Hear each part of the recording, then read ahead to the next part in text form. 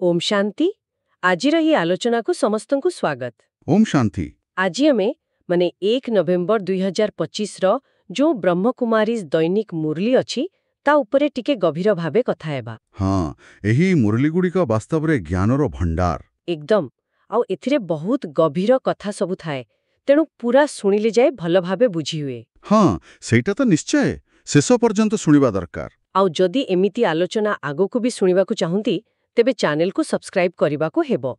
सेथिरे दैनिक मुरली एवं आउरी अनेक विषय मिलिबो। ठीक अछि। आज आमे मुख्यतः देखिबा एई जो आध्यात्मिक विश्वविद्यालय कथा कुहा जाए तार मुओ वार्ता कोन। हाँ आ परम पितांक भूमिका विश्व परिवर्तन विषय रे कोन कुहा जाईछि से सबु। बिल्कुल।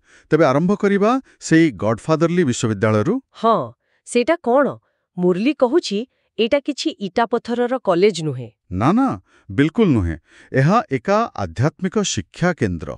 एमिति भावन्तु एक वर्चुअल यूनिवर्सिटी जोठी सारा दुनियार आत्मा माने हुचंती स्टूडेंट्स। बा एइटा तो भारी अलगा कथा। आउ यार सबुठु बड़ कथा कोन? सबुठु बड़ कथा आउ केही नुहंती स्वयं परमपिता परमात्मा एठी शिक्षक। भाबिले देह सितेई जाउछि ना। वास्तव रे जहांकु समस्ते खोजुछंती से निजे आसी पढ़ाउछंती। हाँ, एहा कोनोसी मनुष्य गुरुंक कथा नुहे। एहा सीधा सिही ज्ञान सागरंक ठारु मिलुथुवा ज्ञान। ताहेले एठी छात्र मानकर माने जो मधुर संतान कुहा जाउछि सेमानकर काम कोन? देखंतु सेमानकर दुईटा काम। गोटे हेला निजे भलो भावे पढ़िबा ज्ञान धारण करिबा। अच्छा। आउ द्वितीय रे पितांकर एही जो सत्य संदेश ताकू पूरा दुनिया रे पहुंचेबा। ओहो तेबे साधारण कॉलेज परी नुहे जोठी चाकिरी पई पढ़ंती? ना, एठी आत्मार कल्याण पई पढ़ा हुए। आत्मा निजकु चिन्हिब, परमात्मा को चिन्हिब। आउ गोटे कथा कोन? एठी केवल मनुष्य आत्मा ही पढ़ंती। आउ सेई माने विशेष करी जो माने निजर 84 जन्मर पाठ पूरा करंती। ओ 84 जन्म से जो 84 लक्ष जोनी कथा अछि सेठा नुहे? ना बिल्कुल नुहे। मुरली सही 84 लक्ष कथा को स्पष्ट भावे मना करूची। केवल 84 जन्म। अच्छा। तेबे एही 84 जन्म नेउथिबा आत्मा मानंक पई परम पितांकर मूल मेसेज कोन?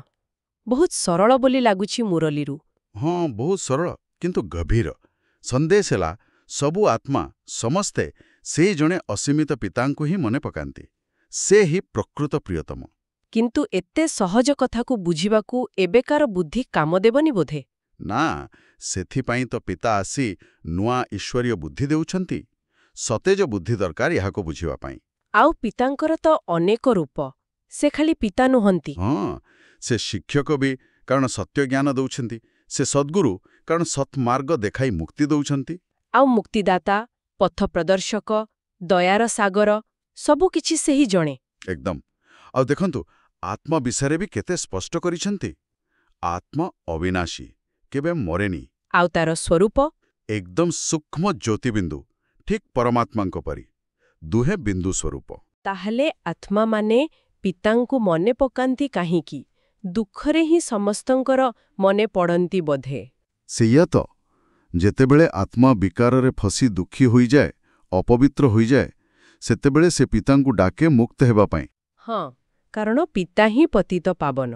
बिल्कुल। से ही आसी अपवित्रतारु पवित्र करंती। वर्तमान समय होची तम प्रधान माने पूरा अंधकार। आत्मा पूरा मैला होई जाईछि। एई समय रे ही पिता आसंती। आउ गोटे भल कथा मुरली रे थिला, भगवान कोन समस्तंकर मन कथा जानंती? हाँ, एटा गोटे बड़ भूल धारणा। लोके भावंती भगवान सबु जानिछंती। किंतु मुरली कहूची से ज्ञानर सागर।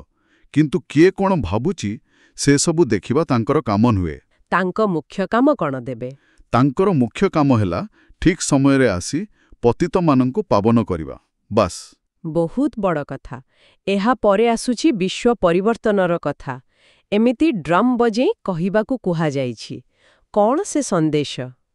संदेश हेला जे पुणी थरे सेई नुआ दुनिया, सेई स्वर्ग सत्य जुग, देवी देवतनक राज्य। हाँ, ताहा पुणी स्थापना हेउछे। आउ एई जो एते सबु धर्म, एते मत, पंथ, देश अछि ना। हाँ, ए सबु ए सबुर विनाश हेब।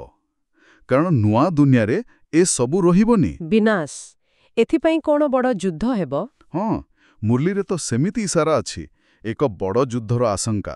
କିନ୍ତୁ ସନ୍ତାନମାନଙ୍କୁ କୁହାଯାଇଛି ଡରିବାର ନାହିଁ, ନିଶ୍ଚିନ୍ତ ରୁହ, କାରଣ ଏଇଟା ଗୋଟେ ଇଣ୍ଟରନ୍ୟାସନାଲ ପ୍ରୋବ୍ଲେମ। ମାନେ ଏହା ପୁରା ବିଶ୍ୱସ୍ତରୀୟ ପରିବର୍ତ୍ତନର ଅଂଶ, ଏହା ହେବାକୁ ହିଁ ହେବ। ଆଚ୍ଛା, ଏହା ସେଇ ସୃଷ୍ଟିଚକ୍ରର ଅଂଶ ଯାହା ବିଷୟରେ ଆପଣ କହୁଥିଲେ? ଏକଦମ ସେଇ ଚକ୍ର କଥା। ଆରମ୍ଭରେ ସତ୍ୟଯୁଗ, ଗୋଟିଏ ଧର୍ମ, ଗୋଟିଏ ରାଜ୍ୟ, ଲକ୍ଷ୍ମୀନାରାୟଣଙ୍କ ରାଜ୍ୟ, ପୁରା ସୁଖ ଶାନ୍ତି। କେତେ ବର୍ଷ? 1250 ବର୍ଷ? ହଁ, ପ୍ରାୟ ସେତିକି। ତାପରେ ତ୍ରେତାୟୁଗ, ଦ୍ୱାପର, କଳିଯୁଗ। ଧୀରେ ଧୀରେ ଧର୍ମ ବଢ଼ିଲା, ମତ ବଢ଼ିଲା, ରାଜ୍ୟ ବଢ଼ିଲା। ଆଉ କଳିଯୁଗ ଶେଷ ବେଳକୁ ଏତେ ସବୁ ଧର୍ମ, ଏତେ ଝଗଡ଼ା, ଏତେ ଦୁଃଖ। ହଁ, ଏହି ଅନେକତା ହିଁ ଦୁଃଖର କାରଣ। ତେଣୁ ଏବେ ସମୟ ଆସିଛି ଏହି ଅନେକତା ସରିବ ଆଉ ପୁଣି ସେହି ଏକ ସ୍ଥାପନ ହେବ। ଏଇଟା ଟିକେ ଗୀତାର ସେହି ଶ୍ଲୋକ ପରି ଲାଗୁଛି, ଯଦା ଯଦା ହିଁ ଧର୍ମସ୍ୟ। ହଁ, ଠିକ୍ ସେଇ କଥା। ଯେବେ ଧର୍ମର ଗ୍ଲାନି ହୁଏ, ସେତେବେଳେ ଭଗବାନ ଆସି ଧର୍ମର ପୁନଃସ୍ଥାପନା କରନ୍ତି। ଏହା ହିଁ ସେହି ସମୟ। ଶିବ ତାଙ୍କରି ଶରୀରରେ ଆସି ଏଇ ଜ୍ଞାନ ଦିଅନ୍ତି। ଓହୋ। ଆଉ ବ୍ରହ୍ମାଙ୍କ ମୁଖରୁ ଯେଉଁମାନେ ଏ ଜ୍ଞାନ ଶୁଣି ଆଧ୍ୟାତ୍ମିକ ଜନ୍ମ ନିଅନ୍ତି, ସେମାନେ ହେଲେ ମୁଖ ବଂଶାବଳୀ ବ୍ରାହ୍ମଣ। ଆଚ୍ଛା, ବ୍ରାହ୍ମଣ।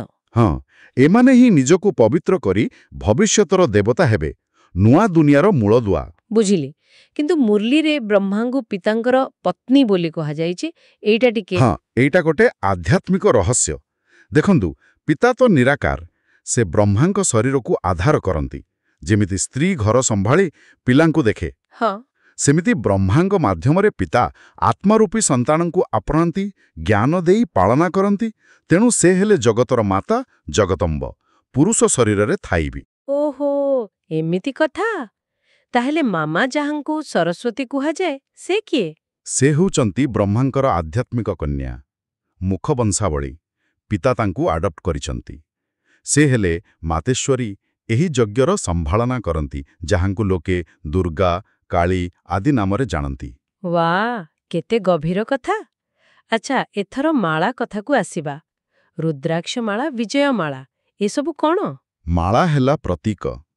ରୁଦ୍ରାମାଳା ହେଲା ଶିବ ବା ରୁଦ୍ରଙ୍କ ସନ୍ତାନମାନଙ୍କର ମାଳା, ଯେଉଁମାନେ ପିତାଙ୍କୁ ସ୍ମରଣ କରି ପବିତ୍ର ହୁଅନ୍ତି, ବିଶ୍ୱ ପରିବର୍ତ୍ତନରେ ସାହାଯ୍ୟ କରନ୍ତି।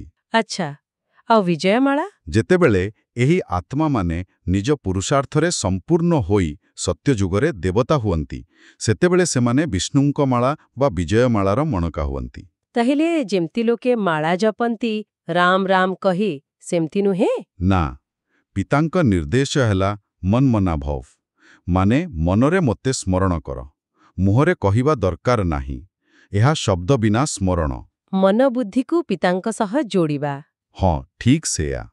ମାଲା ଗଡ଼େଇବା ବା ମୁହଁରେ ଜପିବାର କୌଣସି ଆବଶ୍ୟକତା ନାହିଁ। ତାହେଲେ ପିତାଙ୍କର ପ୍ରଶଂସା କରିବା, ଗୁଣ ଗାଇବା, ସେସବୁ ବି ଦରକାର ନାହିଁ? ଦେଖନ୍ତୁ, ପିତା ତ ନିଜେ ଗୁଣର ସାଗର, ଜ୍ଞାନ, ଶାନ୍ତି, ସୁଖ, ପ୍ରେମର ସାଗର।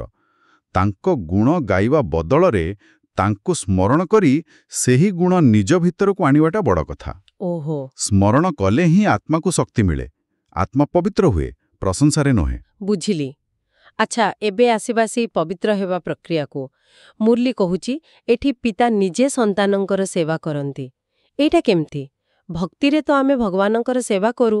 ହଁ, ଏଇଟା ହେଲା ପୁରା ଉଲ୍ଟା।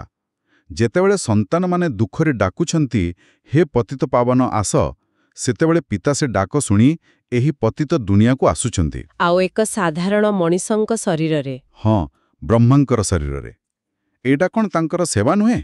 ସେ ଆସି ଜ୍ଞାନ ଦେଇ ଆମକୁ ଅଜ୍ଞାନରୁ ଉଠାଉଛନ୍ତି, ଆମ ପ୍ରେମରୁ ଭୋଗ ନେଉଛନ୍ତି, ଆମକୁ ଯୋଗ ଶିଖେଇ ଶକ୍ତି ଦେଉଛନ୍ତି। ବାସ୍ତବରେ ଏମିତି ଦେଖିଲେ ତ ସେ ସେବକ ପରି ଆମକୁ ଉଠାଉଛନ୍ତି। ନିଶ୍ଚୟ।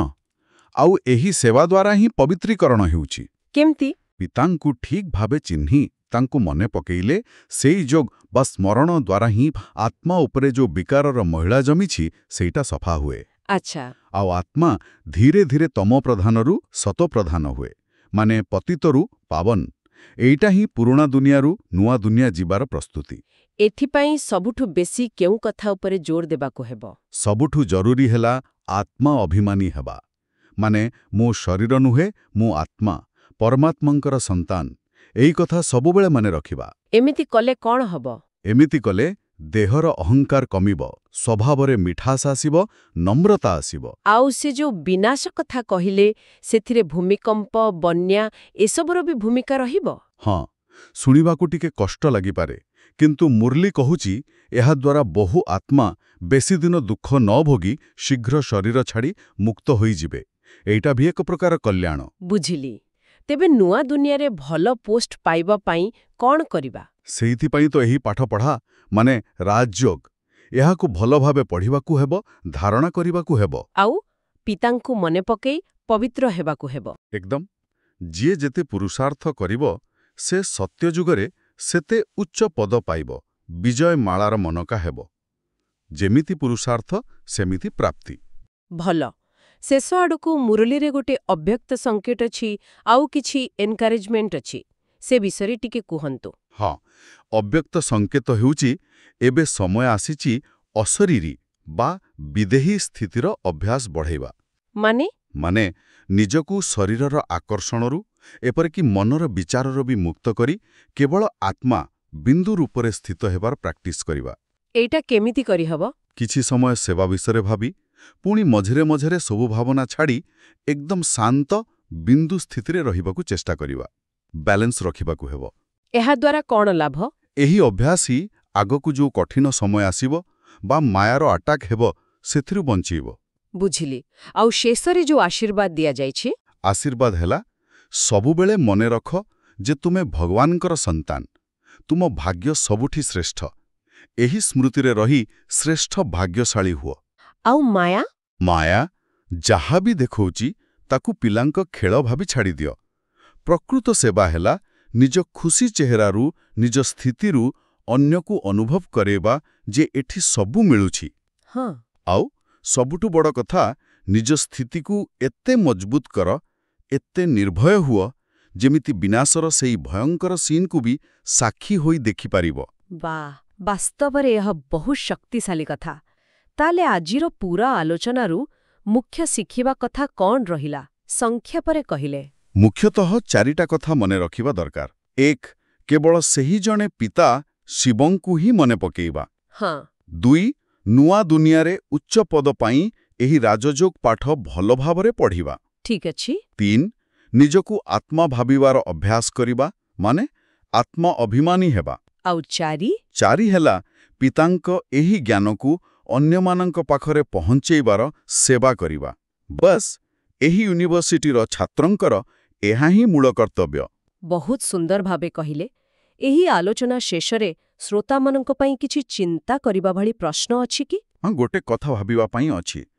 ଏହି ଯେଉଁ ସୃଷ୍ଟିଚକ୍ର କଥା ଆମେ କହିଲେ, ସତ୍ୟଯୁଗ, ତ୍ରେତୟା, ଦ୍ୱାପର, କଳିଯୁଗ ଆଉ ଏବେ ସଙ୍ଗମ ଯୁଗ। ହଁ।